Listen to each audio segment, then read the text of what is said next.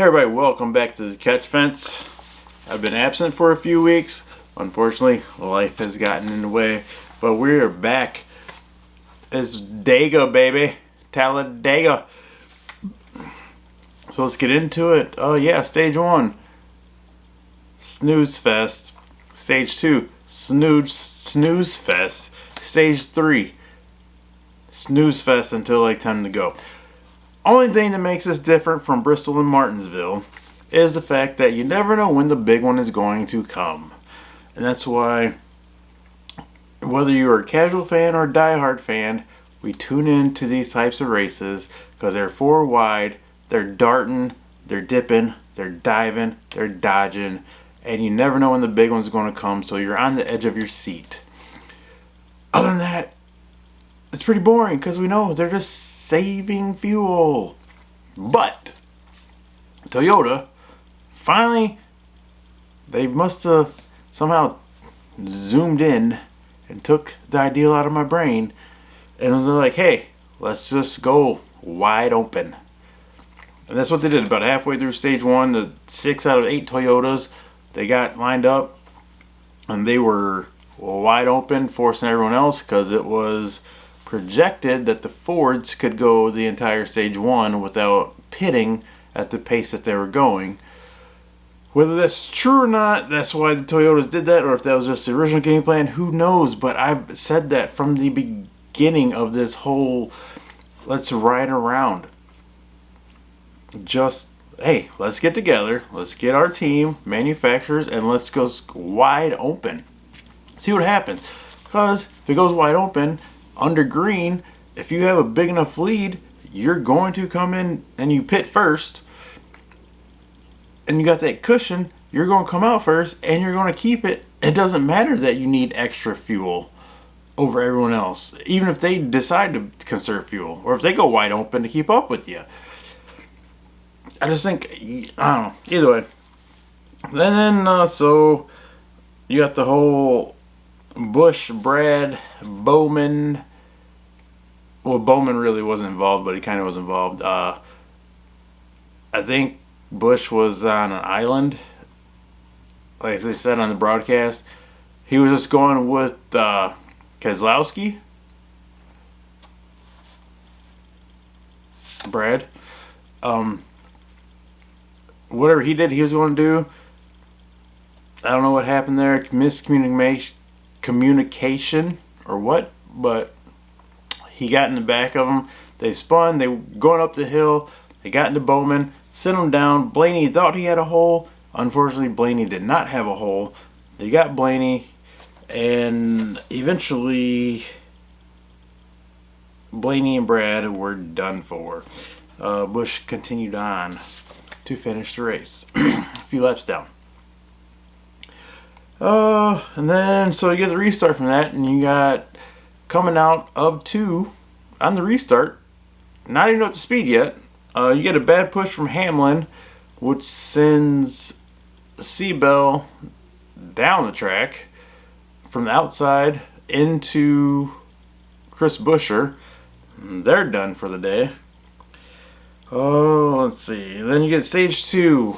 Not much doing. Same thing. Just riding around. Then you get towards the end of stage 2. You got Briscoe, Herbst, Gibbs, and Hamlin. They decide to pit and flip the stage so they can stay out. They get the position. I think there's more Toyotas than that, but that's all I have remembered and in my notes. So anyway, so they flip the stage. And they're coming. And old Crash Stain decides he didn't learn anything from Martinsville. Which at this, I don't know if you can say it's race manipulation or what. But he decides to block the Toyotas, who are coming way faster than he is going. And it disrupts that entire line that the Toyotas had. And I think they finished 23rd and beyond. That ruined their race. They did everything what they could do perfectly in a line, pit at the right time, get out together, get out organized, and that happened. And then, so we got the finish. And hey, Joey Logano. This as long as the champion has gone, defending champion has gone without a top 5. He finally got, oh, nope. He did not get that. Loose, or missing, not loose, missing spoiler bolt. And he got DQ'd. He lost 41 points. Not good. Preece, who finished second, also too many shims. How that was not caught in pre-race inspection, I don't know.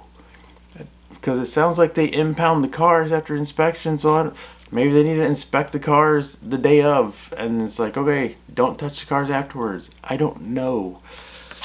But yeah, so Preece 40-point day, finished second, which has been, I think, his highest career.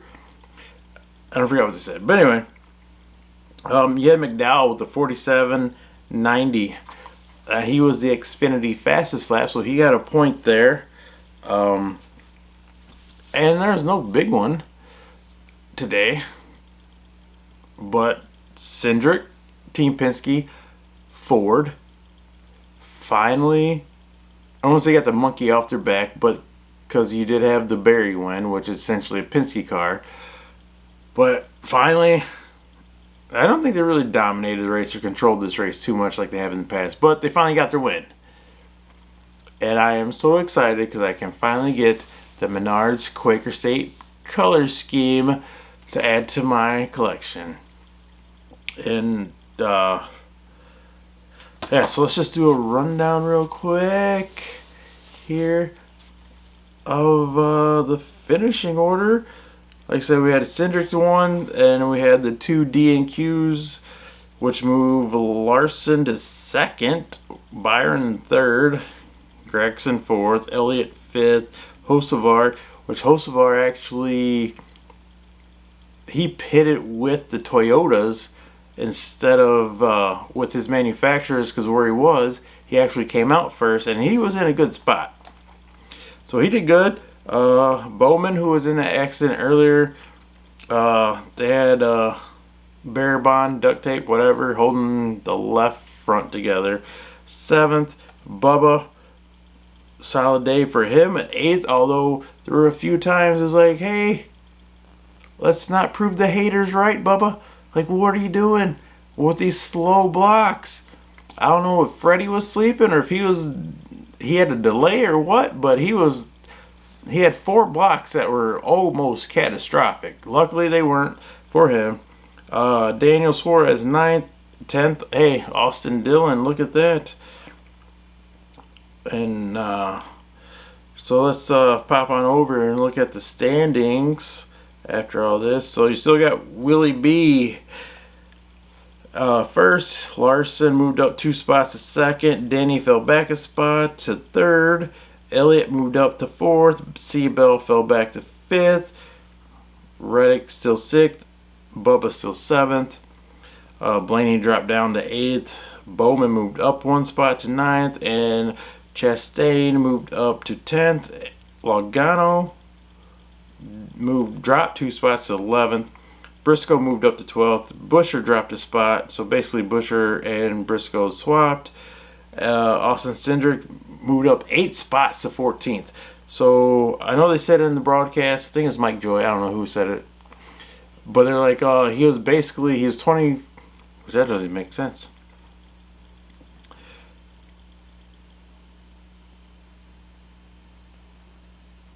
Right, if you had that. Just 1 second. So he's 20. So Cindric was 22nd in points, and I think they said he was in a must-win situation, which I don't think he was. I mean, as you move up, because look at Ty Gibbs. He went in the last 3 weeks. He went from 36 to, well, he dropped 2 spots today, so he's 20th in points coming into today. In 3 weeks, he jumped 14 spots. But with Cindric being up there, trying to point yourself in, you're getting in tougher competition. I still don't think he was in a must-win. And even if you took away the win and you're in, he's 14th in points. So he wasn't a must-win in my position, in my thoughts. Also, if you take away the fact he was the 50-point penalty he had, that would put him 10th in points. So he, unfortunately, with that penalty, he is a little lower than what he should be. Oh, and then let's see. Let's round this out here for the top 16 for the playoffs. You got Allmendinger in there. He's 15th, and you got Kyle Busch 16th. But let's not forget that we have Josh Berry, who, although when he won, he was 11th or 12th, somewhere in there. But now he's dropped all the way back to 21st in points. So that would knock out Kyle Busch, and Allmendinger would be able to point his way in as of right now. But anyway, so that is Dega weekend. It's been a few weeks trying to get back in the groove. Anyway, so next week we got Texas. Last 8 races at Texas, been 8 different winners. Let's see if that trend continues. Until next time, you guys don't do. Take care.